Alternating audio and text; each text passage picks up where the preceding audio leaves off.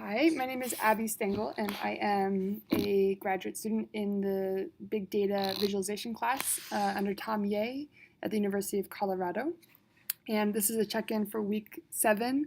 I just completed working with Node XL, and I first want to say that I really enjoyed working with this program, even though it did crash a few times and it was a little bit unstable. And also, when you get with really big data sets, it doesn't seem to be able to handle them. So in fact, it may only be good for small data, but also it is a good analytical tool for understanding what is happening in your data set. With our homework assignment, one thing I thought that was really interesting was being able to, in the last data set, see how many people were retweeting things that the Boulder Police Department were pushing out. As somebody who experienced the floods personally, I was thinking about how the communication system was working and how people had to wait 6 or 8 hours for formal press conferences from the police. And so it was cool to see how people were just trying to disseminate information. And most people tweeting about the event were retweeting police warnings and messages. And I just wanted to also point out that here I am on the Node XL network graphics kind of open source software page in the discussions. And I use this as a way of answering some questions I had throughout the exercise of sorting the data. And I thought this was helpful, as well as going on to some websites with information about just Excel functions to make the algorithms or make the data sort in the ways that I wanted to. I'd say for NodeXL, it does require at least a base knowledge of how to use Excel.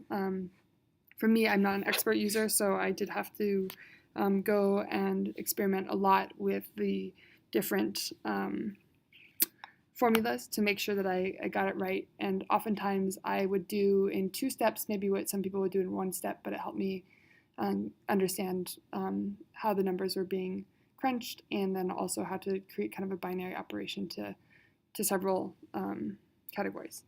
So that being said, I also wanted to show you a cool visualization that I've seen recently. First of all, it is all about Kiva, and Kiva is a microloan service, and they use kind of, it's like crowdsourcing, but its mission was to empower people from around the world with a $25 loan. And so it works that people like myself go onto Kiva, and I look through all these stories of these different people around the world who are saying that they need a loan for something to support their livelihood or an entrepreneurial idea. This guy, for example, he needs a loan of $1,100 to buy farm inputs and livestock supplies. Whereas, for this little girl, let's click on her profile. She operates a small food stall, and she wants to bundle 3 new bundles of wheat for cooking fat and sugar, and to boost her business. So it may seem pretty small, but it's something that $25 could go a pretty long ways towards. But you can see, here we have 4,000 new lenders having joined the network, and there are 4 seconds between loans currently, which brings up an interesting point about a chart that was made using Chartbin, which I think is also a new or a pretty cool tool.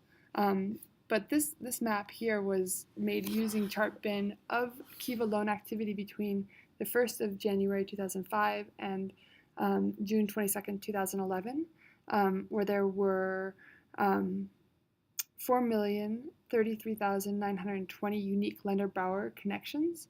And each moving point on this visualization is a loan share. And a share leaves the lender on the loan's fundraising date and then returns from the borrower on the loan's end repaid date. And you can see in this, in just a moment, there's a little bit of a lag between the first loans going out in 2005 to when they really start coming back in 2006. And then I'll skip ahead and move and show kind of what the latest progress was in 2011.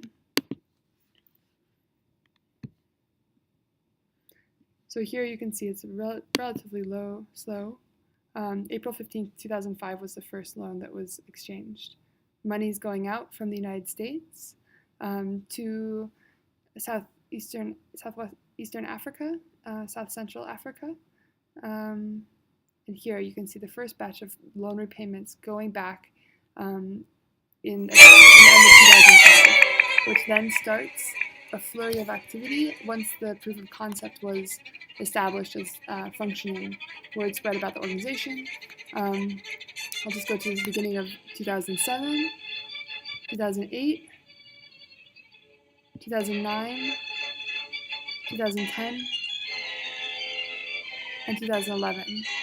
So you can see that this has been a platform that's really worked, and I think this visualization really shows the significance of microfinance and yeah, doing good.